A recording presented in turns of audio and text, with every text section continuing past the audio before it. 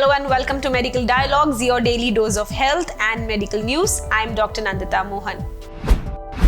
Glucose variability during early course of acute pancreatitis can predict new onset of diabetes. In a recent study published in the United European Gastroenterology Journal, researchers have reported that glucose variability during hospitalization for acute pancreatitis accurately predicts the future risk of developing deranged glucose metabolism, including the new onset diabetes. Determining the glucose variability during hospitalization could be a relatively straightforward approach to early identification of individuals at high risk for new onset diabetes. Air pollution exposure in kids to be a risk factor for attention deficit hyperactivity disorder.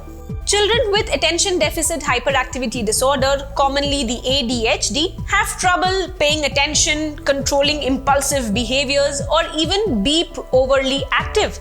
According to a new study led by Barcelona Institute for Global Health published in the Environmental International Journal, children living in areas with higher air pollution and lower levels of green space might have up to 62% increased risk of developing ADHD. On the other hand, children who are living in greener and less polluted areas have a 50% lower chances.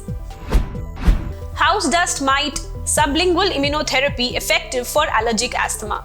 Allergic asthma is a serious condition. House dust mite sublingual immunotherapy may be effective for treating such a condition, as per a recent study published in the Journal of Allergy and Clinical Immunology in Practice. House dust mite sublingual immunotherapy effectively treats allergic rhinitis conditions. These tablets tend to effectively reduce the use of inhaled corticosteroids in adults and adolescents with mild to moderate allergic asthma with a favorable safety profile.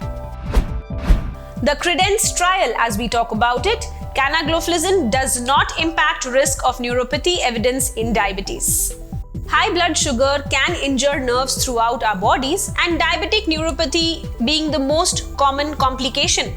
A post-hoc exploratory analysis of the CREDENCE trial has revealed that Canagliflozin, an SGLT2 inhibitor, did not affect the risk of neuropathy. The findings of the study were published in the journal Diabetes and Metabolism, and the trial included patients with type 2 diabetes as well as kidney disease.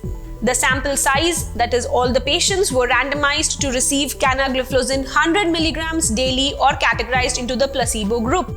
Neuropathy events were defined post-hoc as any reported adverse event consistent with a peripheral or autonomic neuropathy event, and the results showed that the incidence of neuropathy events were similar in people randomized to the Canagliflozin group and the placebo group. Canagliflozin hence had no impact on the sensory-motor polyneuropathy, diabetic neuropathy, or even the non-autonomic neuropathy.